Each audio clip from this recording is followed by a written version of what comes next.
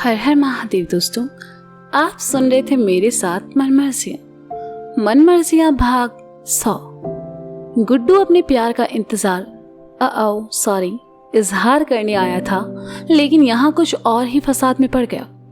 चाचा अपने लालच में इतना गिर जाएंगे किसी ने सोचा नहीं था। शगुन और प्रीति अपने पापा को अंदर लेकर आई। शगुन की आंखों के आगे बस गुड्डू का चेहरा आ रहा था। उसकी वजह से गुड्डू को पुलिस पकड़ कर ले गई।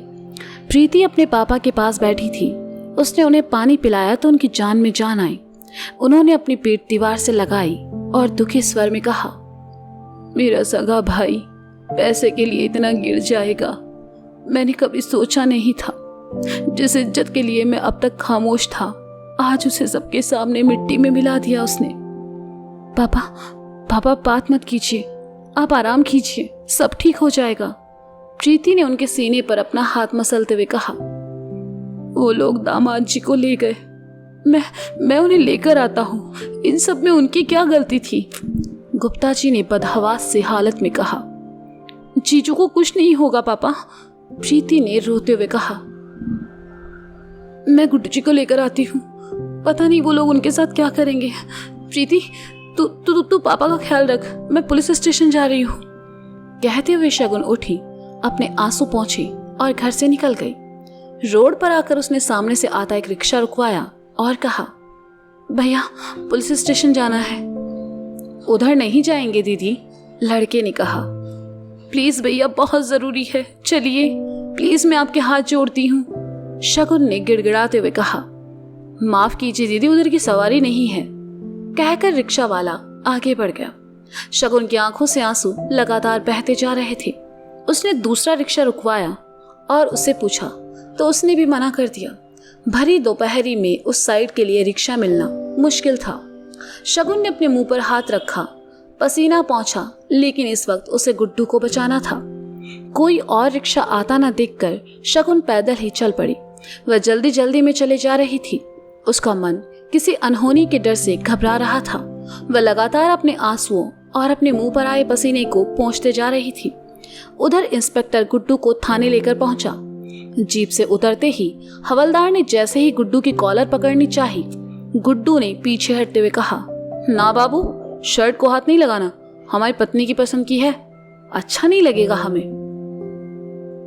इंस्पेक्टर ने सुना तो हवलदार से कहा, अंदर लेकर आओ इसे। गुड्डू अंदर चला आया तो इंस्पेक्टर ने हवलदार से कहा, कानूनी कार्यवाही में दखल डालने का चार्ज लगाओ इन पर। यहाँ के तो लगते नहीं हैं, वरना बनारस के रूल पता होते इनको, और डालो सलाखों के पीछे। एक रात यहाँ रहेंगे तो सारी गर्मी निकल जाएगी। हवलदार ने गुड्डू को हवालात में डाल दिया, जहाँ 2 लोग और थे जो कि किसी चोरी के जुर्म में वहां थे। गुड्डू को देखते ही उनमें से एक ने कहा, का भैया लड़की वड़की छेड़े हो का? कपड़े से तो अच्छे घर के मालूम होते हो, का मैटर होगा वा? गुड्डू ने दोनों को देखा और फिर एक तरफ जाकर खड़ा हो गया। उसका फोन भी गाड़ी में ही छूट गया था। इंस्पेक्टर ने गुड्डू को एक नजर देखा और फिर कहा, मेरा हाथ पकड़ता है, अभी थोड़ी देर में उतारता हूं इसकी गर्मी। शगुन जितना तेज चल सकती थी चल रही थी। उसकी सांसें फूल रही थी। दुख की वजह से गले में दर्द होने लगा था। चलते चलते वह मन ही मन कहने लगी, कहीं भी लोग गुड्डू जी को मारेंगे पीटेंगे तो नहीं, मुझे उन्हें वहां से निकालना होगा। महादेव, अब आप ही कुछ कर सकते हैं।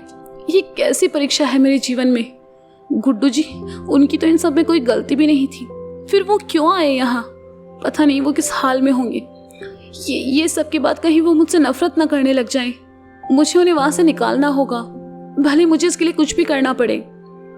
शगुन रोते दुखी होते पुलिस स्टेशन पहुंची, लेकिन अंदर का नजारा देखकर हैरान रह गई। गुड्डू आराम से बिना किसी डर के इंस्पेक्टर वाली टेबल के सामने पड़ी कुर्सी पर बैठा था। इंस्पेक्टर उसके बगल में चाय लेकर खड़ा था और बड़ी ही शालीनता से कह रहा था, सर आपको पहले बताना चाहिए था, आप उन्हें जानते हैं तो ये सब होता ही नहीं। हे शुक्ला, भागकर सर के लिए गर्मा गर्म समोसे लेकर आओ। शगुन गुड्डू की तरफ आई। उसे कुछ समझ ही नहीं आ रहा था कि आखिर ये सब हो क्या रहा है। जैसे ही वह गुड्डू के पास आई, इंस्पेक्टर ने कहा, सर मैडम। गुड्डू उठा और शगुन के सामने आया। शगुन ने देखा गुड्डू को मारना पीटना तो दूर, उसे एक खरोंच तक नहीं आई है। गुड्डू को सही सलामत देखकर शगुन को तसल्ली मिली। वह भूल गई कि वह इस वक्त पुलिस स्टेशन में खड़ी है। उसकी आंखों में आंसू थे और वह गुड्डू के गले आ लगी। एक सुकून गुड्डू के चेहरे पर उभर आया। अब तक जो हाथ शगुन को छूने से भी कांपते थे, आज स्थिर थे। गुड्डू ने भी शगुन को अपनी बाहों में भर लिया। शगुन कुछ बोल नहीं पाई, बस उसकी आंखों से आंसू बहते जा रहे थे। कुछ देर बाद गुड्डू से शगुन दूर हुई और कहा, आप ठीक तो है ना?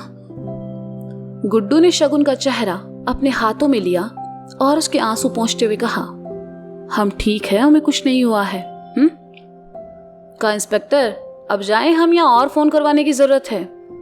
गुड्डू ने इंस्पेक्टर से कहा, आप कहे तो मैं पुलिस की जीप भेज देता हूँ, उसी में जाइए और जो कुछ हुआ उसे भूल जाइएगा प्लीज। इंस्पेक्टर ने मिमियाते हुए कहा, आगे से ध्यान रखना, गुड्डू ने कहा और शगुन के साथ पुलिस स्टेशन से बाहर चला आया। गुड्डू शगुन को अपने साथ लेकर पुलिस स्टेशन से बाहर आया। शगुन को समझ नहीं आ रहा था कि आखिर गुड्डू ने ऐसा क्या कहा कि इंस्पेक्टर से उसने गुड्डू को इतनी आसानी से छोड़ दिया। शगुन को सोच में डूबा देखकर गुड्डू ने कहा, तुम सोच रही होगी कि इंस्पेक्टर ने हमें इतनी आसानी से कैसे छोड़ दिया? शगुन ने गुड्डू की ओर देखकर कहा। गुड्डू मुस्कुराया और कहने लगा, कहा है कि कानपुर में बहुत से कांड किए हैं हमने और गोलू ने। पुलिस के हाथ लगे भी हैं तो खुद को बचाने के लिए, है ना, हम और गोलू एक कोड रखते हैं। जब भी हम में से कोई ऐसी परेशानी में होता है, हम एक दूसरे को फोन करके कोड बोलते हैं और बचा लेते हैं। गोलू ने इंस्पेक्टर से कहा कि वह बनारस का विधायक है और हम उसके रिश्तेदार। इंस्पेक्टर भी उसकी बातें मान गया और हमें छोड़ दिया। आपने झूठ बोला, शगुन ने कहा। यार तुम भी ना सच की देवी बनना बंद करो। झूठ नहीं बोलते ना तो वो हमें छोड़ता का। और ये सब छोड़ो, पहले ये बताओ कि ये सब हो क्या रहा है? गुड्डू ने कहा तो शगुन ने उसे सारी बातें बता दी। ये सब सुनकर गुड्डू का माथा ठनका और उसने कहा, यार तुम्हारे चाचा तो कितने भले आदमी हैं, फिर ऐसा काहे कर रहे हैं? पता नहीं गुड्डू जी ये सब क्यों कर रहे हैं, मुझे तो कुछ समझ नहीं आ रहा है कि मैं क्या करूं। शगुन ने उदास होकर कहा। गुड्डू शगुन के सामने आया और उसके दोनों कंधे पकड़कर कहा, तुम परेशान ना हो, हम करते हैं कुछ जुगाड़। सबसे पहले तो घर चलते हैं, प्रीति और पापा अकेले होंगे, पर उससे पहले हम चाय पियेंगे। यार सुबह से कुछ खाया नहीं है हमने। शगुन ने सुना तो उसने अपने आंसू पोंछे और इधर उधर देखा। सामने ही एक चाय की दुकान थी। शगुन गुड्डू के साथ वहां चली आई। गुड्डू ने दुकान वाले से 2 चाय देने को कहा और खुद वहां पड़े मग्गे में पानी लेकर मुंह धोने लगा। पहुंचने के लिए कुछ था नहीं। शगुन ने देखा तो अपना दुपट्टा गुड्डू की ओर कर दिया। गुड्डू को पिंकी की कही बात याद आ गई। जब ऐसे ही उसने दुपट्टे को लेकर गुड्डू से कुछ कहा था। गुड्डू ने शगुन के दुपट्टे से मुंह पोंछा और अपने बालों में हाथ घुमाते हुए कहा, हमें लगता था हमारी जिंदगी झंड है, पर तुम्हारी जिंदगी में तो हमसे भी ज्यादा बवाल है। शगुन गुड्डू की ओर देखती है और कहती है, गुड्डू जी, महादेव जरूर हमारे सब्र की परीक्षा ले रहे हैं, पर जब तक आप मेरे साथ हैं मैं हर परीक्षा देने को तैयार हूं। शगुन के शब्दों में अपने लिए मोहब्बत और भरोसा देखकर गुड्डू का दिल धड़क उठा। वह शगुन को देखता रहा। तभी कानों में चाय वाले की आवाज पड़ी। भैया चाय। गुड्डू ने कहा और 2 कप चाय लेकर शगुन की ओर पलटा। एक खुद ले लिया और दूसरा शगुन को पकड़ा दिया। शगुन चाय पीने लगी तो गुड्डू से देखते ही मन कहने लगा, शगुन से अपने दिल की बात कहने का ये सही वक्त नहीं है। ये बहुत ही परेशान है। पहले हमें ये सब ठीक करना होगा। शुक्र है महादेव का कि हमें सही वक्त पर यहाँ भेज दिया।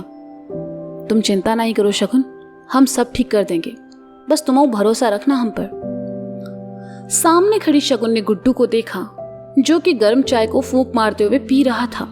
शगुन उसे देखते हुए मन कहने लगी, हमें आप पर पूरा भरोसा है गुड्डू जी कि आप सब ठीक कर देंगे। कितनी परेशानियों के बाद आपकी जिंदगी में कुछ खुशी के पल आए थे और मेरे लिए एक बार फिर आप इन परेशानियों से घिर गए। पर मैं आपसे इतना प्यार करती हूँ कि आपको इन परेशानियों से निकाल लूंगी। बस आप कभी मेरा साथ मत छोड़ना। एक दूसरे के बारे में सोचते हुए गुड्डू और शगुन ने चाय खत्म की और फिर गुड्डू चाय के पैसे चुकाकर सड़क किनारे आ गया। सामने से आते रिक्शा को गुड्डू ने रुकवाया और शगुन के साथ उसमें आ बैठा। रिक्शा वाले ने रिक्शा आगे बढ़ा दिया। रिक्शे में सिर्फ शगुन और गुड्डू ही थे। शगुन को परेशान देखकर गुड्डू ने उसके हाथ को अपने हाथों में लिया और कहा, हम हैं तुम्हारे साथ। गुड्डू की आंखों में उस वक्त शगुन को अपने लिए असीम प्यार नजर आ रहा था। प्रीति अपने पापा को संभाले हुए थी कि कुछ देर बाद रोहन आया और कहा, सॉरी, वो मेरा दोस्त किसी काम में फंस गया इसलिए आ नहीं सका। प्रीति ने गुस्से से उसे घूरा तो रोहन सहम गया और फिर प्रीति के पापा को वहां देखकर उसे कुछ गड़बड़ लगी तो उसने उनके पास आकर कहा, क्या हुआ अंकल, सब ठीक है ना? कुछ ठीक नहीं है बेटा, सब खत्म हो गया, गुप्ता जी ने दुखी स्वर में कहा। रोहन ने यह सुनकर प्रीति की ओर देखा तो प्रीति ने कहा, घर में पुलिस आई थी, गुड्डू जीजू को ले गई, दीव ने छुड़ाने पुलिस स्टेशन गई है। पर यह सब कैसे हुआ और पुलिस यहाँ क्यों आई थी? रोहन ने कहा, सब अपनों की मेहरबानी है बेटा, जमीन के एक टुकड़े के लिए मेरा भाई इतना गिर जाएगा मैंने कभी सोचा नहीं था। मेरी वजह से मेरी बेटी और दामाद को परेशान होना पड़ा, जेल जाना पड़ा, इससे ज्यादा शर्म की बात और क्या हो सकती है मेरे लिए। मैं चाहकर भी कुछ नहीं कह पाया, कुछ नहीं कर पाया। कहते हुए गुप्ता जी रो पड़े। प्रीति उनके पास बैठी और कहा, पापा आप रोइए मत पापा, सब ठीक हो जाएगा, दी गई है ना जीजू को लेने, उन्हें कुछ नहीं होगा, आप बस शांत हो जाइए। और पलटकर रोहन से कहती है, रोहन पापा के लिए पानी देना। हाँ, कहकर रोहन डाइनिंग टेबल के पास जाता है और एक गिलास पानी लाकर प्रीति को थमा देता है। प्रीति अपने पापा को पानी पिलाती है और उनके सीने से लगते हुए कहती है, सब ठीक हो जाएगा पापा, महादेव सब ठीक कर देंगे। ये सब देखकर रोहन को बहुत दुख होता है, साथ ही विनोद पर गुस्सा भी आता है कि उसने एक अच्छे इंसान के साथ ऐसा क्यों किया। लखनऊ उत्तर प्रदेश। गोलू ने झूठ बोलकर गुड्डू को बचा लिया। वह समझ गया कि गुड्डू किसी परेशानी में है, लेकिन जब ये पता चला कि शगुन साथ में है तो वह निश्चित हो गया। दोपहर में मेहंदी के फंक्शन का उसने अरेंजमेंट करवा दिया और शाम में होने वाले संगीत का भी। ये पहली बार था जब गोलू गुड्डू के बिना सब काम अकेले संभाल रहा था और उससे कोई गड़बड़ भी नहीं हुई। संगीत फंक्शन से पहले गोलू किसी से फोन पर ऑर्डर की बात कर रहा था कि फोन की बैटरी डिस हो गई और फोन बंद हो गया। गोलू ने उसे जेब में डाल लिया और जींस की पॉकेट से दूसरा छोटा कीपैड फोन निकाल लिया जो कि कॉलिंग के लिए काम आता था। गोलू फिर से फोन पर लग गया। चलते चलते उसके पैर में कुछ चुभा और उसके मुंह से एक आह निकल गई। उसने देखा पैर में एक छोटा शीशे का टुकड़ा चुभा हुआ था। गोलू ने उसे निकाल फेंका और पैर को सहलाकर वहां से चला गया। बनारस उत्तर प्रदेश। मिश्राइन रसोई में काम में लगी हुई थी कि अचानक उनका मन घबराने लगा। वह बाहर आई और पंखे के नीचे आकर बैठ गई। मिश्रा जी दोपहर का खाना खाने घर आए हुए थे। उन्होंने देखा तो पूछा, क्या बात है मिश्राइन, तबीयत तो ठीक है तुम्हारी? पता नहीं जी, मन बहुत ही घबरा रहा है, मिश्राइन ने कहा। लाजो से कहकर नींबू पानी बनवाई लो, गर्मी बहुत ही ज्यादा है ना, उस वजह से हो रहा है। मिश्रा जी ने कहा, गुड्डू का फोन आया था क्या आपको? जब से वो गया है बातें ही नहीं हुई है। मिश्राइन ने बेचैनी से कहा, चिंता ना करो मिश्राइन, गुड्डू अब समझदार हो गया है और गोलू है ना उसके साथ, आज शादी का काम निपटा कर कल आ जाएंगे। मिश्रा जी ने कहा तो मिश्राइन तख्ते के पास सीढ़ियों पर पड़े गुलाब के पौधे को देखने लगी जिस पर लगा फूल एकदम से काला पड़ने लगा था। किसी अनहोनी के डर से मिश्राइन का मन पहले से ज्यादा घबरा उठा और वे वहां से उठकर आंगन की ओर चली गई। शगुन और गुड्डू खामोश रिक्शा में बैठे चले जा रहे थे। कुछ ही पल निकले कि सामने से आती एक गाड़ी का बैलेंस बिगड़ा और उसने तेजी से रिक्शा को टक्कर मारी। गुड्डू, शगुन और रिक्शा चालक को कुछ समझ नहीं आया कि ये एकदम से क्या हुआ। शगुन रिक्शा से निकलकर कुछ दूर जा गिरी। टक्कर इतनी तेज थी कि चालक की मौके पर ही मौत हो गई। गुड्डू रिक्शा के साथ ही पलटता हुआ दूर जा गिरा। उसके हाथ और कंधे पर चोट आई। जिस गाड़ी ने रिक्शा को टक्कर मारी थी उसका अचानक से ब्रेक फेल हो चुका था। गुड्डू को काफी चोट आई थी, लेकिन उसने जब देखा शगुन आसपास नहीं है तो वह घबरा गया। उसका पैर रिक्शा के नीचे दब गया मुश्किल से उसने अपना पैर निकाला और जैसे ही उठकर जाने लगा, पैर में लगी चोट की वजह से गुड्डू लड़खड़ाया। धूप तेज थी और उसकी वजह से गुड्डू की आंखों के सामने अंधेरा छाने लगा। मुश्किल से वह 1-2 कदम चल पाया कि लड़खड़ा कर नीचे आ गिरा। लेकिन गुड्डू की किस्मत आज शायद अच्छी नहीं थी। जैसे ही गुड्डू गिरा, उसका सर नीचे पत्थर पर पड़े जा लगा और वह इतनी जोर से लगा कि एक बार गिरने के बाद सर टप्पा खाकर वापस गिरा। मटमेला सा दिखने वाला पत्थर गुड्डू के खून से लाल हो गया। उसकी आंखें खुली थी, नब्ज बहुत धीरे चल रही थी। उसके गले को देखकर लग रहा था जैसे उसे सांस लेने में कितनी दिक्कत हो रही है। कुछ ही देर बाद वहां लोगों की भीड़ जमा हो गई।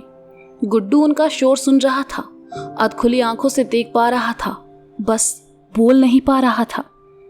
मुश्किल से गुड्डू ने अपनी गर्दन बाईं ओर घुमाई। कुछ ही दूर खून से लथपथ शगुन पड़ी थी। उसे देखते ही गुड्डू के दिल में एक तेज कसक उठी। उसका मन किया भागकर शगुन के पास जाए, उसे संभाले, लेकिन वह हिल भी नहीं पा रहा था।